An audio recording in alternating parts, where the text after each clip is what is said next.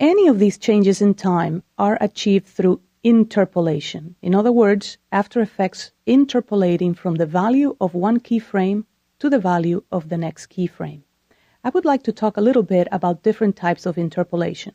Let's go ahead and delete all of these keyframes by clicking on the stopwatch, right-click the layer, transform, reset to just transform everything. Let's move this anchor point to the middle of the circle. There you go. Perfect.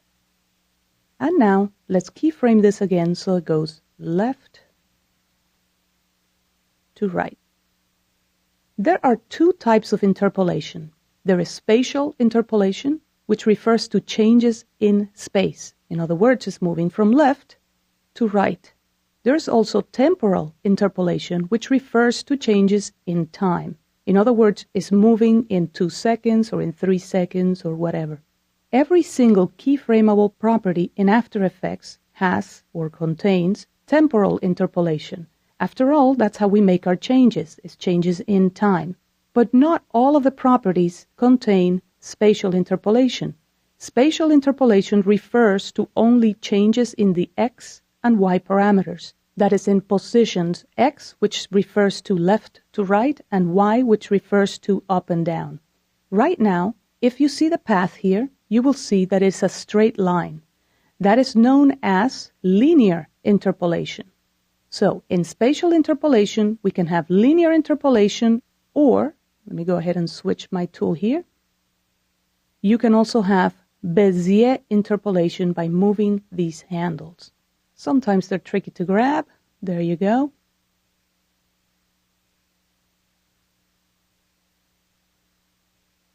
Now you can see that we have only 2 keyframes, but yet our clip is moving on an arch motion. Let's move the CTI to in between these 2 keyframes, and let's add one more keyframe in here by clicking on the Add or Remove Keyframe icon here at the Keyframe Navigator. There you go. You can now move the CTI a little bit, and what we are left with is a keyframe that has 2 handles. One handle controls the incoming curve, the other handle controls the outgoing curve. These 2 handles are working right now on what is known as the seesaw effect, in which if one goes up, the other one goes down, and vice versa. Sometimes we don't want this type of interpolation. This is known as continuous Bezier. Sometimes we want to have one curve be independent from the other curve. You can achieve that by using the Convert Vertex Point tool, which is located right here together with the Pen tool. Click and hold on the Pen tool, and here is the Convert Vertex tool. Go ahead and click on the actual handle and drag it up or down, and there you go. Let's go back to the Selection tool, and now each and every handle is independent from the other. This is known as regular Bezier interpolation. Let's go ahead and delete all of these keyframes. Click on the stopwatch, and let's start a new interpolation. Let's keyframe position here, move in time. All you have to do now is just click and drag the image, move in time, click and drag it again, move in time. Oops, I didn't mean to do that. Let's just be careful about where we click, and that is more for me than for you. Drag it again. And as you notice in here, the path already has some curves. If I click on this keyframe, for example, you will see that there are little dots here referencing to the handles, but there is no handle. This is known as auto Bezier because you are not really in control of the curve. After Effects is. After Effects will create the curve depending on where you place this keyframe. All right, let's go ahead and delete these keyframes. Let's go left to right again. Let's talk about temporal interpolation. Temporal interpolation, like I mentioned before, is changes in time. In other words, is going from left to right in exactly 2 seconds and 21 frames. I want you to notice the path. The path is made out of little dots. The faster the speed, let me just go ahead and move these 2 keyframes closer together, the farther apart these dots will be. The slower the speed, the closer together the dots will be. And that is because those dots represent moments in time. Now, right now, all of the dots are equally separated on the screen. Let me zoom in so you can see it, which means that the speed of this graphic is even from beginning to end. Things in nature don't really move like that.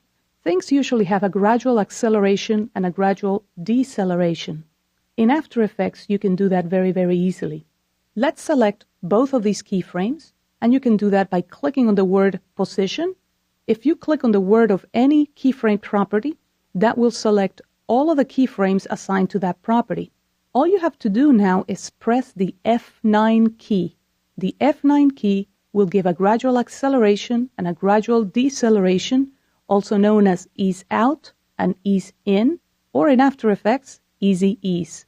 Notice that the shape of the keyframe changed to that of a little hourglass, meaning that we are now changing the time interpolation. Let's go ahead and click on the graph editor, which is this icon right here. What we see on the screen now is a speed curve measured in pixels per second. Notice that there is a gradual acceleration. The higher the curve, the faster the speed, and a gradual deceleration. The keyframes are represented by these little white dots here. You can click on one of them, and you can even adjust these handles. Notice as you adjust the handles that the dots that make up the path are changing dynamically. Let's change the other handle as well. And let me zoom out here in the comp panel. And let's RAM preview this. That's 0 on your numeric keypad. This is a very, very different interpolation that we had before. It says something different. It communicates a different idea. It is important to realize that we should play around with the timing of our keyframes. Things in nature move like that, so it looks more natural to the viewer. Just like with spatial interpolation, we have different types of interpolation when it comes to temporal. When it's linear, it's just regular speed. It starts at one speed, keeps on going, and it ends at the same speed. When we play around with the speed, it's called Bezier.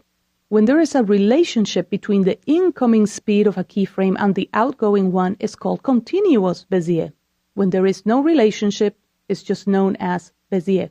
We also have hold keyframes. I'm going to get out of the graph editor view. Just clicking here. There you go.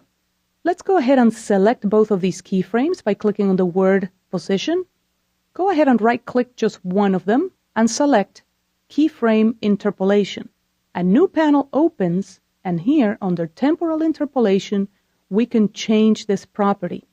Linear Bezier, Continuous, Auto, and Hold. Hold is when there is no interpolation. Let's go ahead and change that and click OK. If we RAM preview this, the clip will be left, and then we'll just move right. There will be no interpolation. That's what the hold keyframe is all about. There is one more type of keyframe that I'd like to talk about.